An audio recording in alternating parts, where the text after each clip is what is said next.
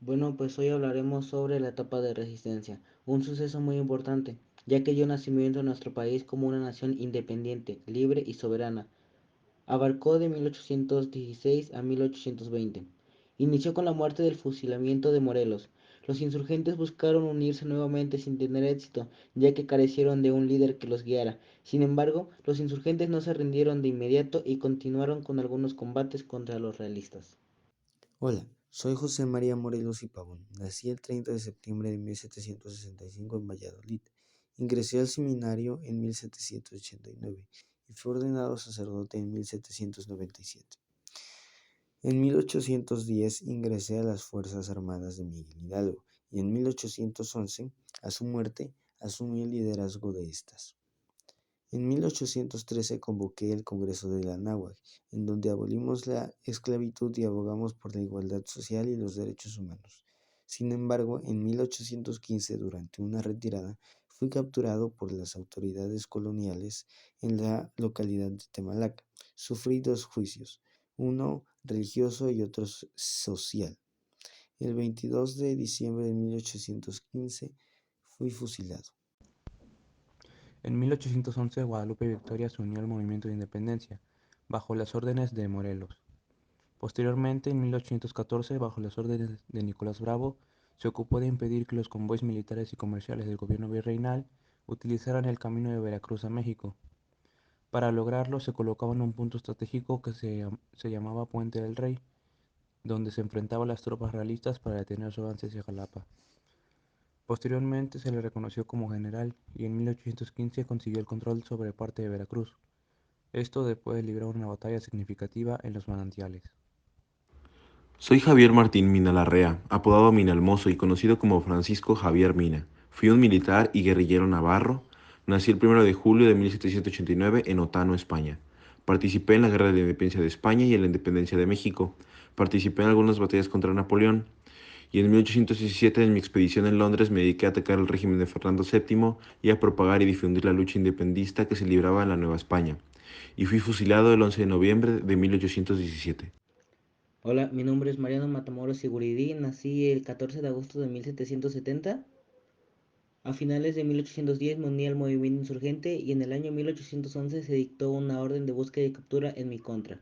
A finales de ese mismo año huí y me uní a las tropas dirigidas por José María Morelos y Pavón. Fui nombrado por Morelos coronel de las tropas y conquisté en febrero de 1812 la ciudad de Cuautla. Asimismo participé en la toma de Oaxaca. En junio del año siguiente fui ascendido a general y conseguí la victoria de Tonalá y de San Agustín del Palmar. El 23 de diciembre, José María Morelos y yo organizamos un ataque en Llano Grande, donde fuimos derrotados por Ciriaco de Llano y Agustín de Iturbide. Nos retiramos y el 5 de enero de 1814, Llano y Iturbide volvieron a atacarnos. Fui hecho prisionero por el dragón José Eusebio Rodríguez. Se me condujo a Pátzcuaro, donde llegué el 12 de enero y 3 días después a Valladolid. Mi amigo Morelos hizo una oferta para que me liberaran, entregar a 200 prisioneros, pero el 3 de febrero de ese año fui fusilado. En 1823 se me declaró benemérito de la patria y actualmente mis restos descansan en la columna de la Independencia. Hola, soy Nicolás Bravo, nací el 10 de septiembre de 1786 en Chichihualco, estado de Guerrero. Fui un insurgente muy importante ya que tuve participación en la independencia de México. En 1812 estuve presente en la toma de Oaxaca, Cautla y Acapulco.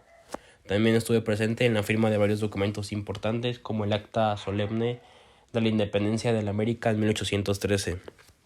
En 1814 liberé a 300 soldados que habían sido capturados y también resguardé a la Junta de Zitácuaro y a miembros del Congreso de Chilpancingo. Mi nombre es Andrés Elogi Quintana Roo. Nací el 30 de noviembre de 1787 en la Ciudad de México, siendo un reconocido poeta, abogado y político de mi época. Desde joven estuve bastante vinculado a la política, aprendiendo bastantes cosas de mi padre, y junto al que luché contra la esclavitud de los indígenas. Gracias a esto manifesté un profundo interés en los ideales independientes, y, y posteriormente el caudillo José María Morelos me convenció de unirme al movimiento. Y yo fui bastante vital para la redacción de la Constitución de la Patzingán en 1814, contribuyendo a sentar las bases de los derechos fundamentales mexicanos. Además, fui un importante miembro de la Asamblea Nacional Constituyente, redactando el manifiesto del país para declarar la independencia. Además, tuve un papel en el Plan de Iguala y la Constitución de 1824.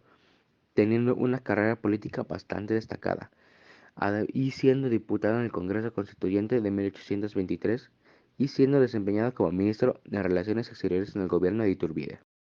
Manuel Mier y Terán, el artillero, se unió a las fuerzas insurgentes de Miguel Hidalgo en 1810 y en 1812 a José María Morelos. En 1814, nombrado teniente coronel de artillería por su gran hazaña en la toma de Oaxaca. El 3 de julio de 1832 se suicidó por sus desilusiones políticas y militares. Bueno, y para finalizar pasaremos con Miguel Ramos Arizpe. Su papel en la defensa de las provincias del norte novohispano le mereció un continuo elogio en las Cortes. Dado a que fue uno de los más entusiastas participantes, sus propuestas se incluían inmediatamente en la elaboración de la Corte Constitucional Española de Corte Liberal. El padre Ramos Arizpe, ya conocido por sus ideas políticas liberales, fue electo al primer Congreso Constituyente representado a Coahuila. Fue el presidente de la comisión que elaboró el proyecto de Constitución Federal, tarea que desembocó en la proclamación de dicho documento en 1824. Fue diputado al Congreso Constituyente entre 1823 y 1824. La propuesta sobre el derecho a la educación del Comanche, como él se autonombraba, y lo llamaban a Ramos en las Cortes de Cádiz y en México, dejó procedentes en sendas constitucionales, lo que defiende al abogado como precursor de un derecho social. Cabe destacar que al regreso de Fernando VII al trono de España y abolida la Constitución, las Cortes fueron disueltas y muchos de sus miembros sufrieron la cárcel. Ramos Arizpe fue el más denunciado considerando peligroso políticamente, por lo que pasó 5 años de su vida, de 1815 a 1820, en prisión incomunicado en Valencia, España.